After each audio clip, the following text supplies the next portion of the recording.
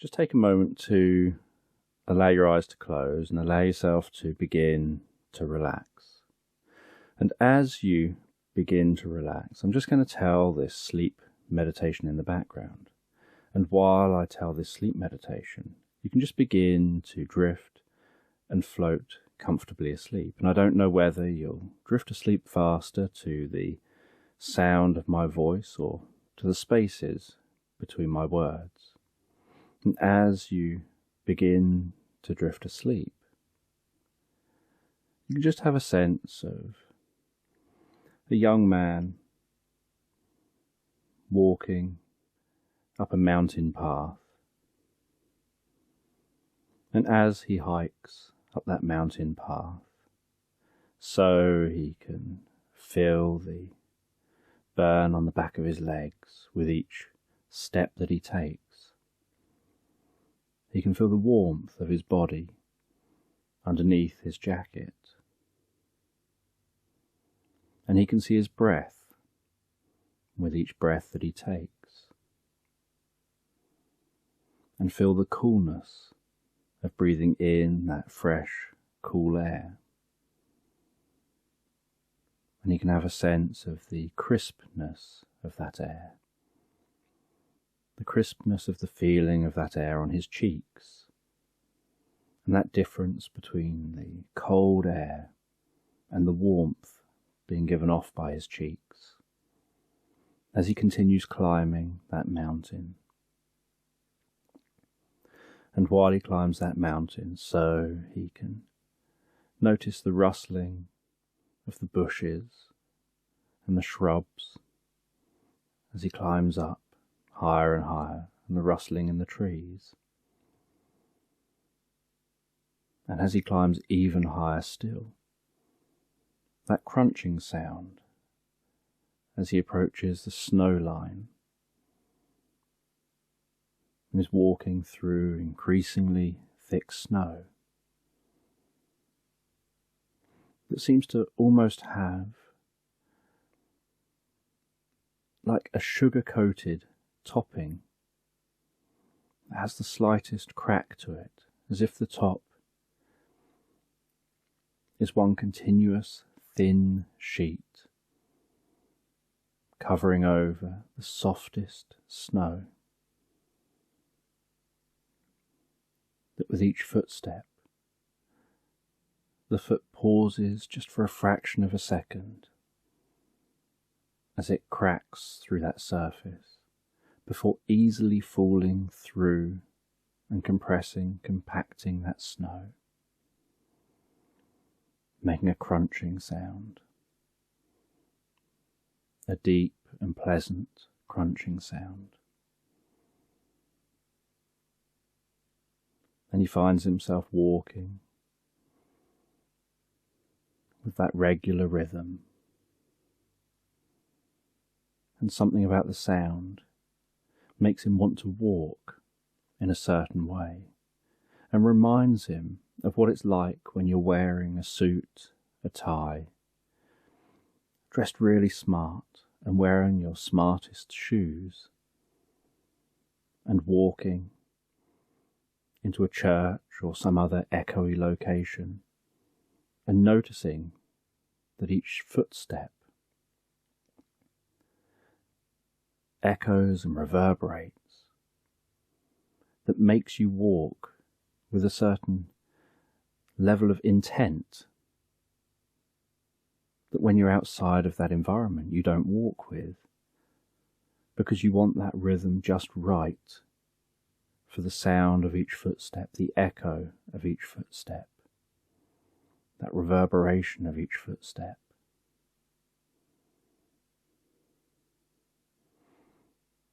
As he has a sense of that while climbing that mountain. And from time to time he looks back and he can see how far he's been walking so far. He can see some birds flying overhead. A bird of prey catching an updraft of warm air, spiralling around and floating higher and higher. And the sounds of the birds, before looking back up the mountain and continuing the climb.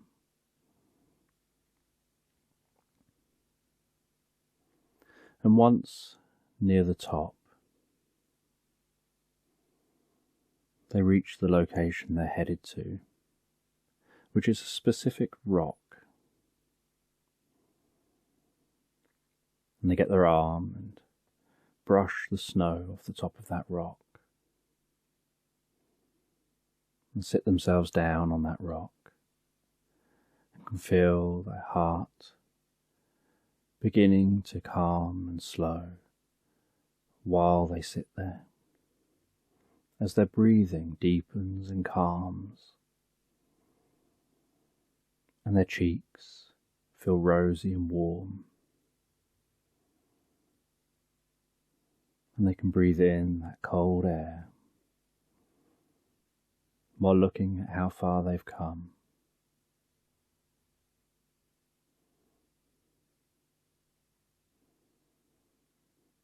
And while looking out over the view, they can see the distant ocean on the horizon, almost hidden by the haze. And they close their eyes and they allow themselves to find a sense of peace. And they feel a deeper connection than perhaps others would realize with this moment as they rest there. And while they rest there with their eyes closed, feet resting on the floor, their legs being aware of the slight coolness from that rock,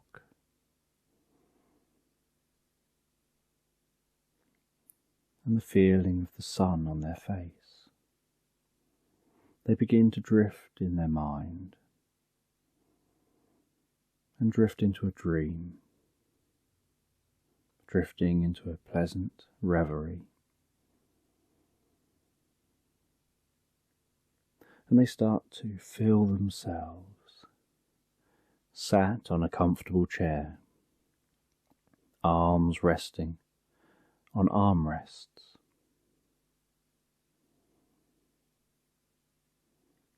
And their eyes are closed, and they can hear a pinging sound and the sounds of murmuring voices, the sounds of footsteps on what seems like a carpeted floor, with that dull thud of each step,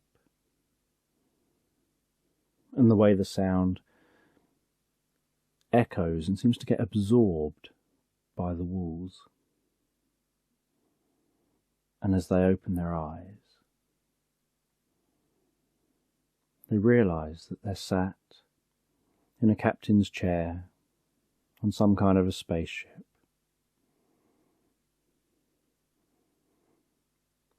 And one of the officers looks back over at them and says that they've plotted a course into their destination.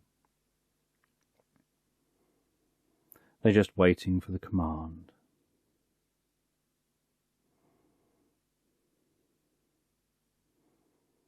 They look around and they see that others are also looking over at them, waiting for them to give the command. They look back over at the view screen in front, and they can see a mark on that screen marking out the highlighted destination.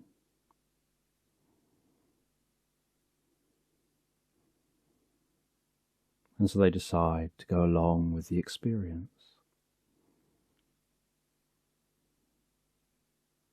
And they say engage. And as soon as they say that, a button is pressed, and the starship suddenly accelerates And while it does, they have a sense of seeing the front of the ship stretch out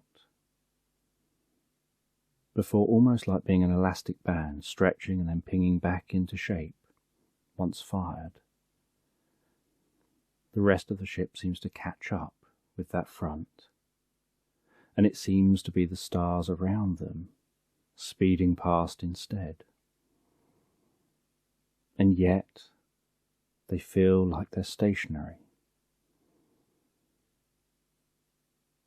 And they stand up and walk around. They run their fingers around the different work surfaces. They go to the different panels. They look at what different people are doing.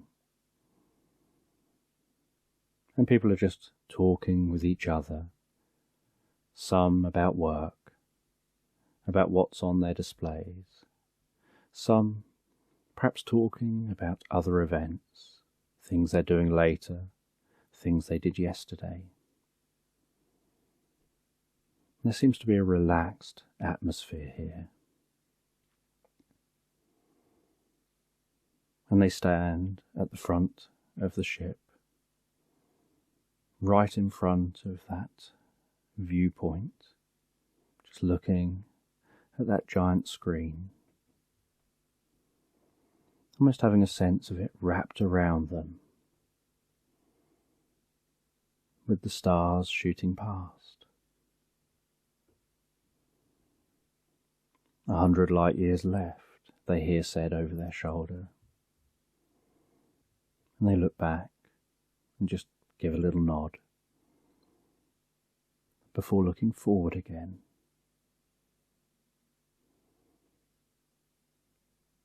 And they see that down in the bottom corner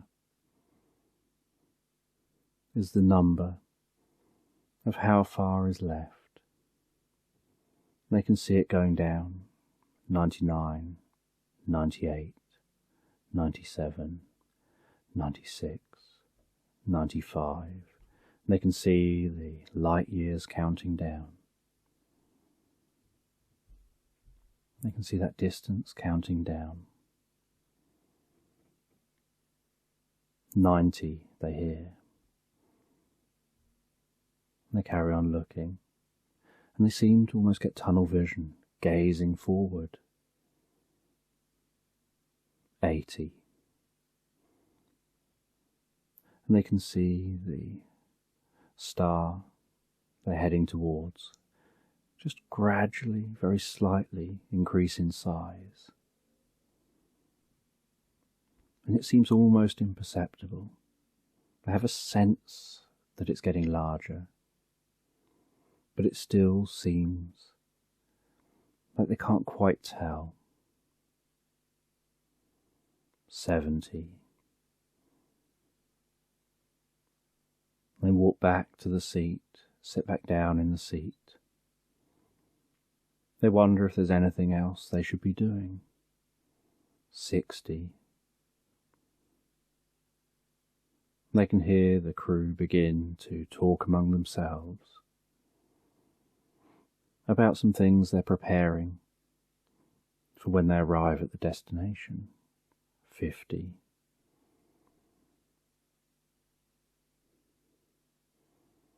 And they can hear one of them saying that we're going deeper and deeper into uncharted territory here. 40. As they get closer and closer. 30. And they hear an instruction being given to prepare the impulse engines for travelling at a slower speed. 20. And so the impulse engines get prepared. 10, 9, 8, 7, 6. They hear the counting down. 5, 4, 3, 2, 1. And all of a sudden, the stars stop moving. and there's a full-sized star just off in the distance of that view screen. They hear the order to move to impulse engines and to come around the back of 2 planets, almost slingshotting closer to the destination, conserving some energy.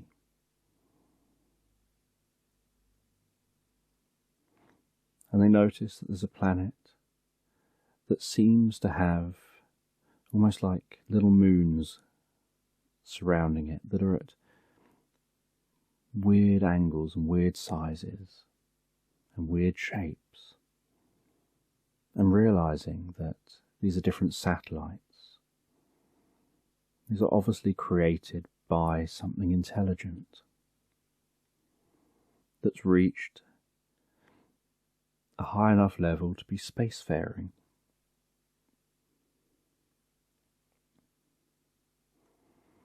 And so they get closer and closer before going into orbit around that planet. And looking down on the planet, it looks very much like the Earth, except that none of the land masses look the same, but it has the same kind of feel from space.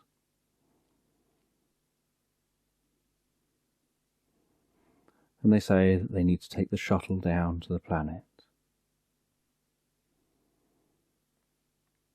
And so that's what they have to do. So they go in to a lift and they come out in a shuttle bay. And they're curious how this works and where this shuttle bay was in conjunction to where it started. They board the shuttle, leave the ship, and begin to head down to the planet's surface. And they can hear talking and communication backwards and forwards with the aliens that live here, all just confirming that they're okay, that they're going where they're supposed to be going, that there's nothing going to get in their way as they travel rapidly through the atmosphere. And while travelling through the atmosphere, the shuttle begins to vibrate and shake. An orange glow that turns to a white glow begins to form around the outside of the shuttle. And then after a while, the shaking calms down, and the shuttle peacefully flies down to the surface, gets piloted around to a landing spot in a clearing near some dense woodland and an enormous lake that you'd only know it's a lake from the sky.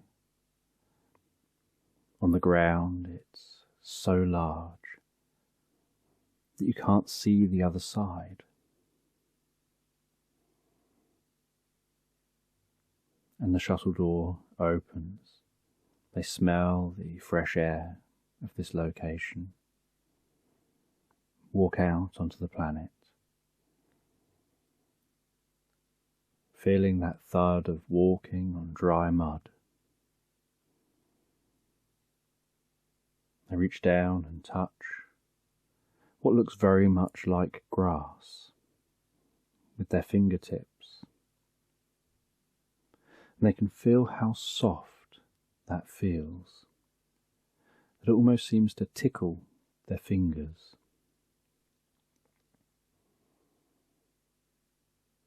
And they take a few deep breaths of that air. They feel the warmth of this star as they walk around. And in the distance, they hear the sound of what they can only describe as being like a wail. That sounds almost like the call of a humpback whale.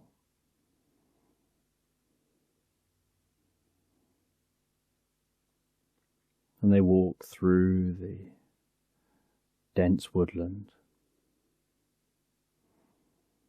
seeing the occasional shard of dancing light that breaks through the canopy above, illuminating particles of dust and seed and other bits and pieces in the air.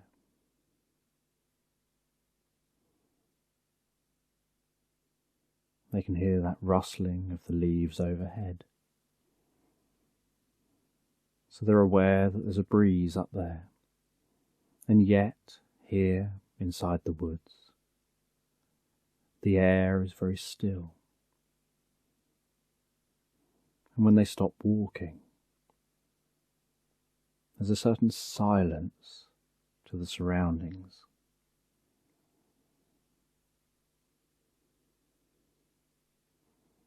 And so they walk through the woods, coming out on the shore of that lake. And they set up camp on the edge of this lake. They light a campfire. And they see that the sun here, that star in the sky, is beginning to set. And as they rest down, have something to eat by the campfire,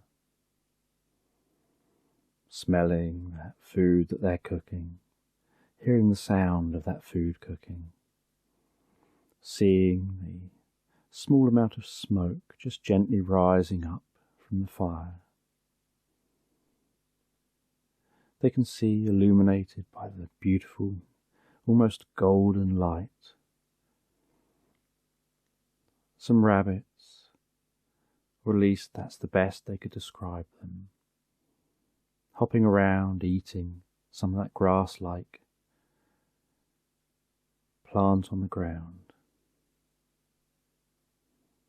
and seeming to occasionally nibble at the tops of other plants, colourful plants, just eating the tops of them.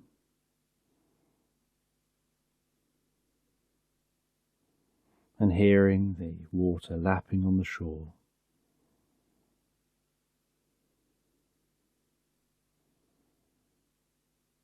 And then breaking the silence, they notice a whale breaching and crashing down in the lake.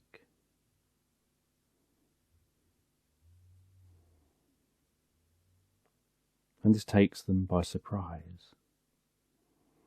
They didn't expect to see humpback whales here in a lake on an alien planet. And one of the people with them hands them an electronic device and says, here's the details about this one. There should be a few more in here. And they scroll through those details, and they see that centuries earlier, these whales were brought here for their own protection.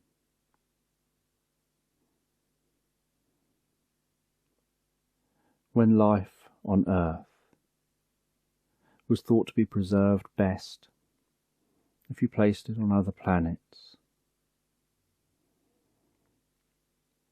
and that terraforming those planets, placing different life on the different planets, would allow this life to live on, even if something happened to the planet they started on.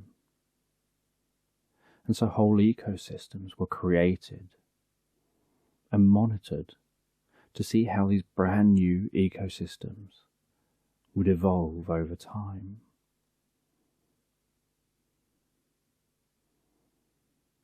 And that many of the species that are spacefaring all came together to do similar things, aware that once you're spacefaring, time takes on a different meaning. You suddenly become aware that you may be around when the end of your specific planet happens. And so you have a duty to be able to help the life of your planet survive in the same way that your knowledge of technology allows you to survive yourself. And that spacefaring civilization can leave a planet if some catastrophe is due to strike that planet. But the other life on the planet can't do that. And so a future generation might be faced with that dilemma of losing something that once their ancestors had.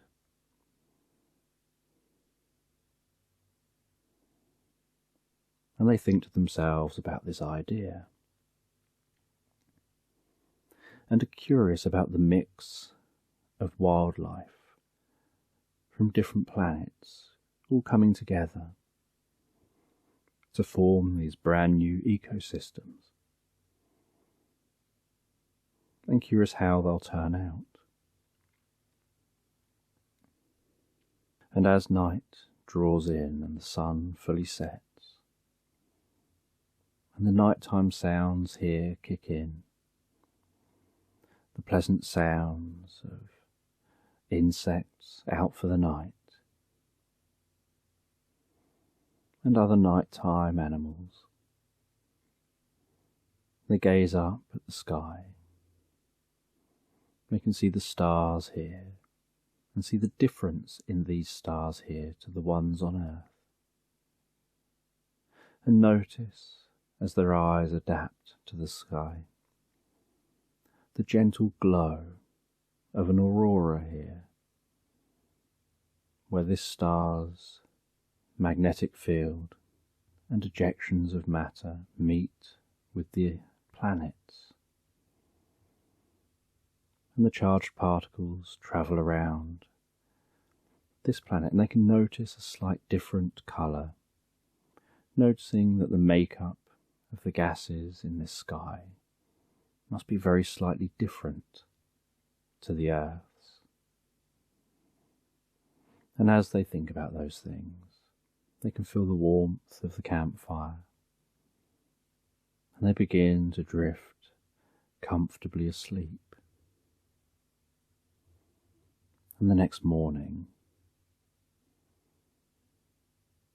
they awaken to the slight crackling of the fire embers, the gentle lapping of the water on the shore. They have something to eat. They get up, they stretch, they go for a little walk. They're then told that today they need to go in to check out these humpback whales, to check that they're healthy and doing fine. And all it entails is going up to them, touching them with a device, and that device will record all the information. And then they can swim away. So they take a boat out onto the lake. They quietly row out, so as not to be too disturbing to the wildlife.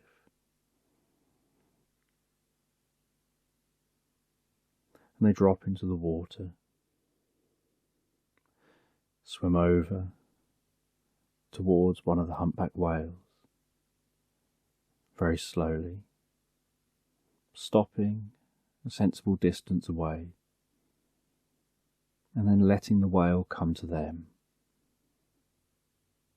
And as the whale comes to them, so they take a deep breath, dive below the water. They hear the way the sounds change, how time seems to slow right down. All the movement seems to slow down as they swim towards that whale, and that whale swims towards them. As it gets near them, so it turns side on, and they reach out and they touch it with the device, before swimming back up to the surface. And then they look out for the next whale, and they repeat the process again, before heading back to that rowboat. And while they start rowing back, they get surprised by a dolphin suddenly leaping out the water straight over the boat and splashing back down the other side. They ask if the dolphin needs to be scanned as well. And they get told no, just here for the whales today. And then that dolphin turns on its back, pops its head and upper body out of the water, and seems to almost be saying it wants to play. And so they drop back into the water again. And the dolphin comes over, and as it comes over, they put a hand out, and it swims straight to their hand, directing its fin straight into the palm. And then it accelerates, pulling them along. And they hold on, and it jumps and it dives, and it speeds around corners almost as if it's on some kind of an assault course or off-road racetrack. And they hang on, and it seems to be enjoying itself.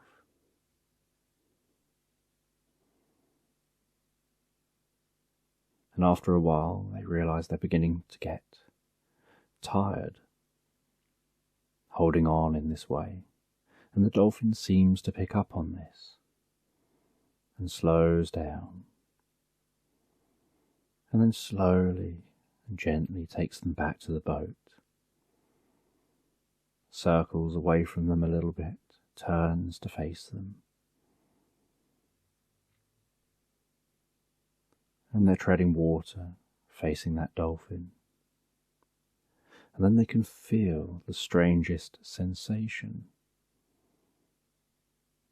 Almost like there's a low rumbling passing through them. And they can notice some bubbles near the dolphin's head. And then they see that dolphin nodding its head, before diving down a little bit, and then quickly changing direction, bursting up through the water, doing a backflip, a spin in the air, splashing down, and swimming off. And as they're helped back onto the rowboat, one of the others on the rowboat explains that this dolphin tries to communicate through its use of sound and infra frequencies. And they row back to shore. They dry off, they have something to eat. They head back through the woods. They can hear woodpeckers in the trees in the distance. The sound almost reverberating and echoing, so that it's hard to pinpoint exactly where that sound is coming from. All they can notice is that it's coming from somewhere higher up than their head. They head back to the shuttle and take that shuttle back to the ship.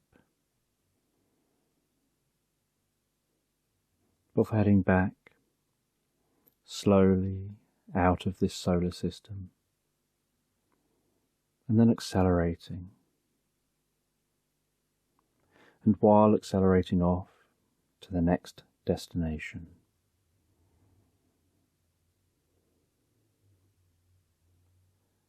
they begin to feel the coolness of that rock under their legs. They begin to hear the almost rumbling wind at their ears. They begin to feel the coolness of their breath, the warmth of sunlight on their face, the slight crunch of snow under their feet as they wriggle their ankles slightly and reorient themselves back to their reality.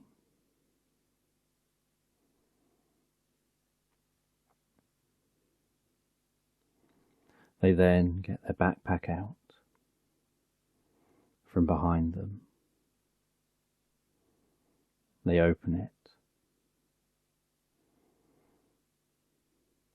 And they take out an urn.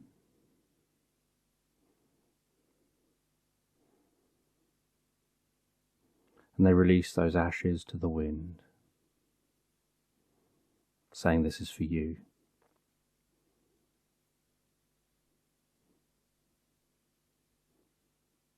They then put that away again.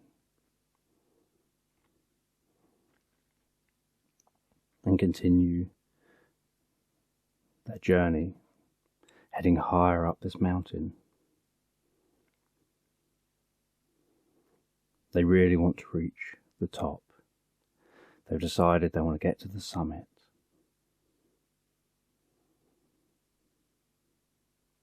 So they walk the rest of the way around the path before having to secure their backpack more firmly on their back, not just on one shoulder, but across both shoulders, doing up the buckle around their chest and starting to climb.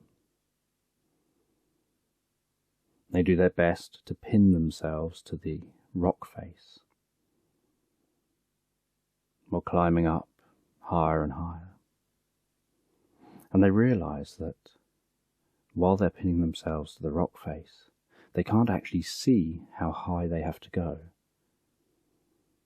It just almost looks like it goes on forever.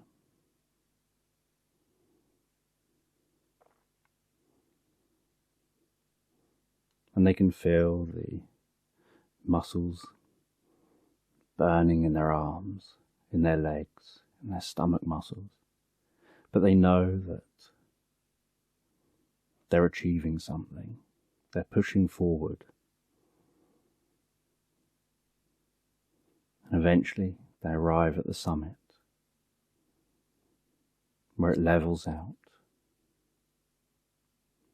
There's not really somewhere to sit up here on the summit, but they get a perfectly safe footing. And they stand there, take a look around them, take in the view, take a few deep breaths of the air up here, having a feeling like this air is somehow purer than down at the bottom of the mountain.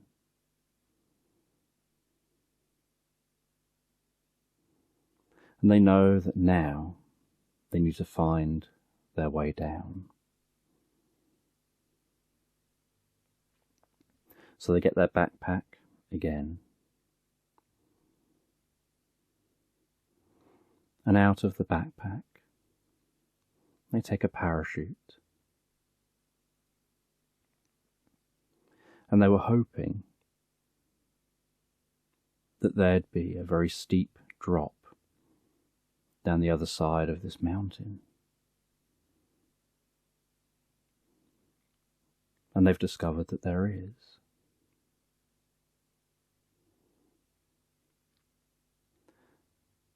So they run as best they can across the top, and leap off that steep drop. And almost as soon as they leap, they pull the cord. The parachute rapidly unfurls, catches their weight, and gives them a sense almost like it's pulling them up again into the air, yet in reality all it's doing is slowing the speed they're falling.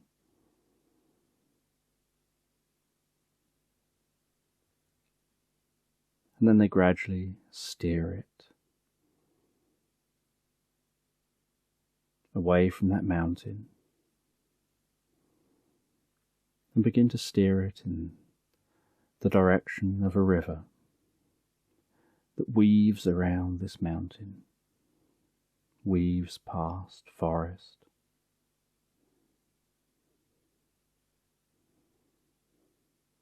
And they're aiming for right by the river shore, where there are no trees, where there's a stretch of flat land, and at worst they'll land in the water, just gently sploshing down.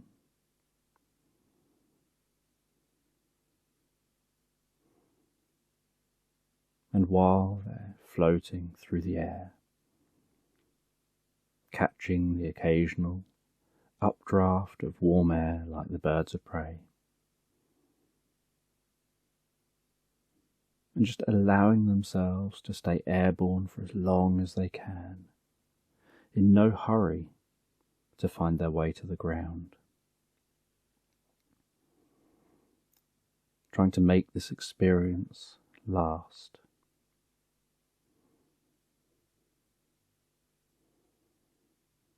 And they steer slightly left and straighten up.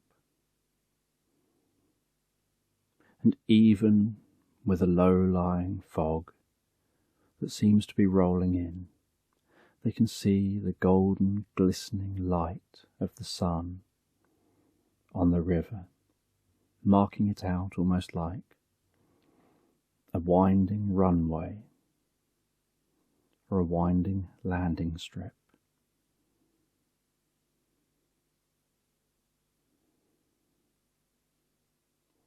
And they wind themselves around, getting closer and closer to the ground,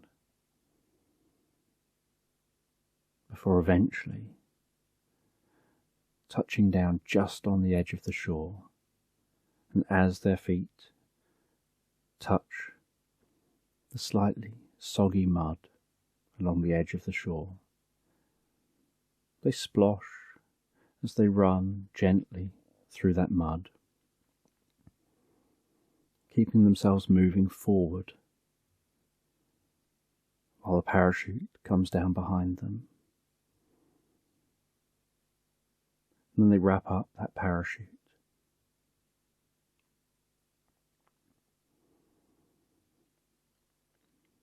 And then they go to the wood line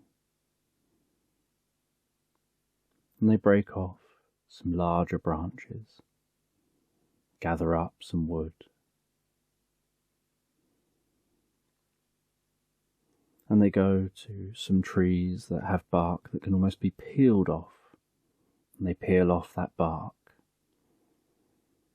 They feel almost a satisfying feeling as that bark peels gently, a bit like peeling off a plastic sheet from a new phone or device.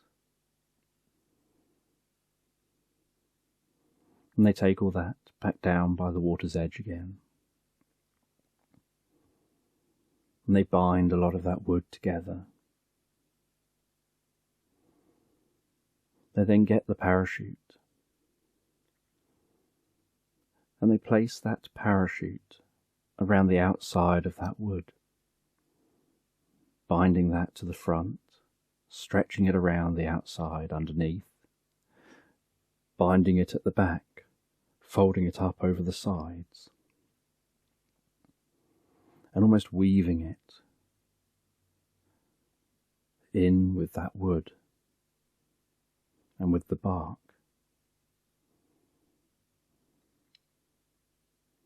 And then they get some glue from their backpack and they seal up that parachute. They seal up the sides that have met in the middle. They seal up at one end. Then they relax themselves down on the water's edge because they know this is going to take a while. And with the ends they haven't glued, they just begin to blow that up. They begin to inflate that parachute, which is now wrapped around and weaved through this wooden boat they've created. And as they do, they can see that gradually the parachute is pushing itself through some of the gaps in the wood, making almost long, bulbous bits of parachute, inflated, sticking out the bottom, the sides. Aware that this is going to increase the stability of this boat they're making. And once they've fully inflated that, they tie off the end, they add some glue to the end, just for good measure, before placing it on the water. And they fashioned another stick into a paddle, made the ends like a paddle, and they climb into their makeshift boat, push off from the side, and begin to gently paddle into the sunset, hearing the slosh of each stroke of their oar on one side, then the other. That slosh pushing through the water on one side, that calmness of being propelled forwards before pushing through the water on the other side. Occasionally pausing just to take in the environment, the relaxing sounds around them in the forests, the slight sloshing of the water as it strikes the boat, that slight rocking of the boat with the gentle waves. And they know where they're headed, so they continue paddling down this river, even after it starts getting dark. What was once sparkling golden light on the river becomes sparkling silver light under the moon.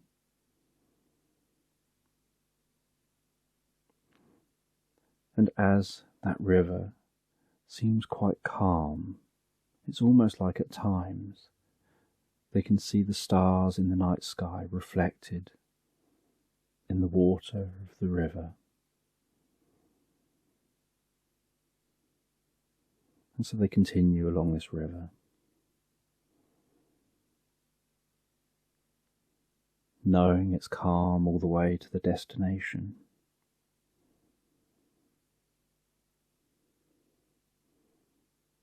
And then eventually they see some lights of a distant town. It's a very small town, and they arrive at that town.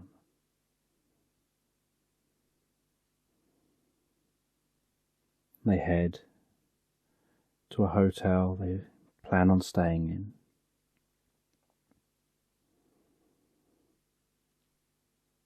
They get their golden key for the door, let themselves into the room. They're aware that it's very late at night now, So all they want to do is settle down in bed and drift comfortably and relaxed asleep. And so as they settle down in this hotel bed, place a few bits on the nightstand next to them and drift comfortably asleep. So they find themselves awakening in an armchair, and they gently open their eyes in this armchair. And they feel a bit creaky, so they have a bit of a stretch. They can feel the material of this armchair under their arms, and the softness of the seat they're sitting on, and the softness of what their back is rested and sunk gently into. And they stand up, still feeling a bit creaky, and they head through to the kitchen. They have themselves a glass of water. They feel that water passing down their throat, so cool and fresh. As they gaze out over a garden from the kitchen sink.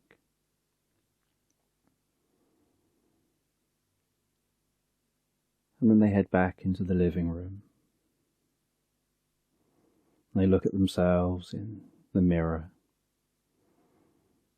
And they say to themselves, I wonder where all the years have gone, as they see the wrinkles and the grey hair and all the bookshelves around them, and signs of the life they've led surrounding them.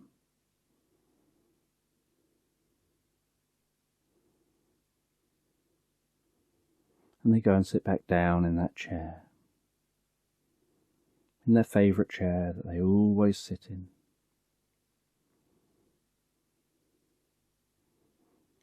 And they pick up what most would describe as a quill from beside them. That's actually just a pen that was made for them on one of their trips in the past. That was using some peacock feathers, binding them together and turning it into some kind of a flamboyant pen, something that flowed and flourished while writing, that made it look more impressive with writing than it really was, that was given as a gift to try to encourage them to do more physical writing at a time when everyone wrote by pressing buttons on computers, to give some joy back to writing letters.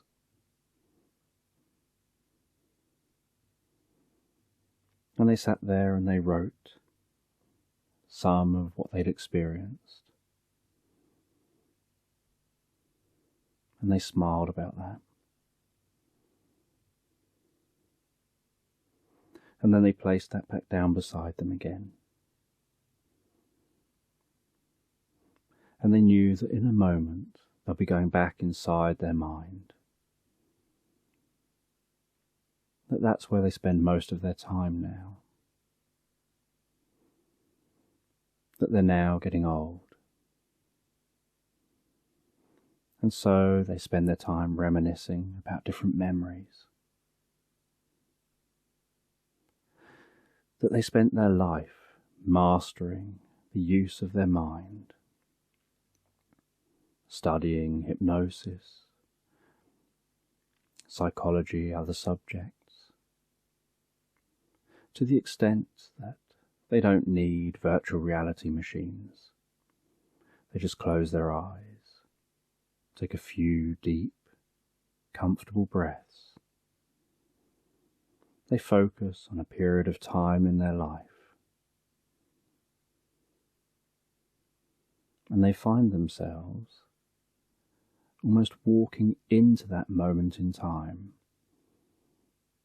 where external reality disappears for them, and the only thing left for them is that inner reality that feels as real life while they're experiencing it. Like being in a dream that feels so real during the dream. And time stands still in real life while they live out many weeks or months and sometimes even years in this inner life. That this inner life is a way they can remain young. They can run around. They can do activities they used to do in their 20s, 30s. They can even do things better than they could in their 20s and 30s. They can re-experience it all and even create new experiences that feel like living on every day, remaining at that age, feeling as fit and agile as being that age.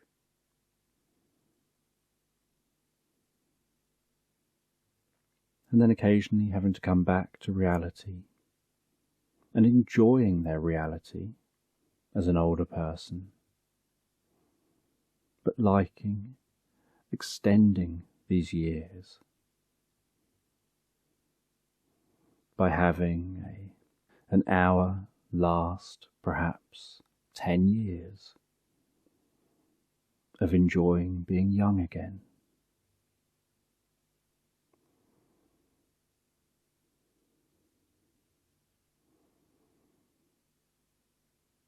And so they go back inside their mind. They spend a bit more time living through some more fun and fond memories, as if they're real and happening all over again.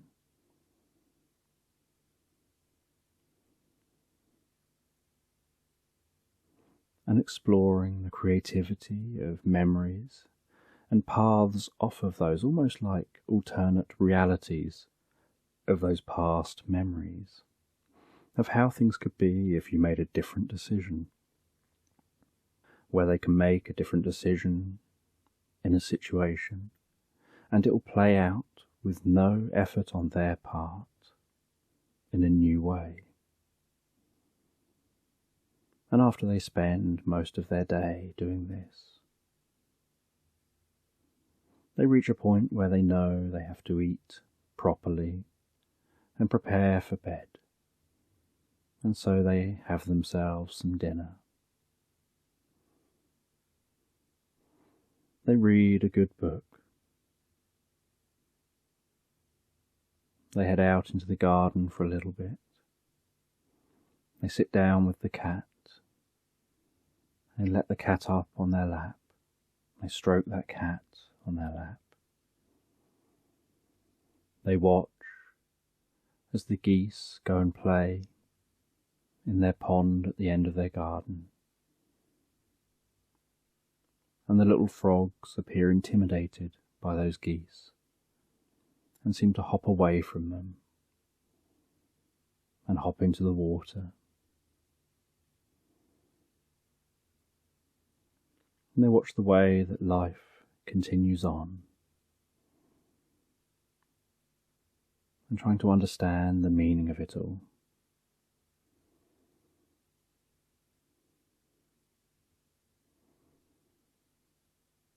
Before heading back inside, heading off to bed, settling down in bed, closing their eyes, resting their head on the pillow, feeling the coolness of that pillow on their cheek, the bounciness of the cover over them, the warmth of the bed.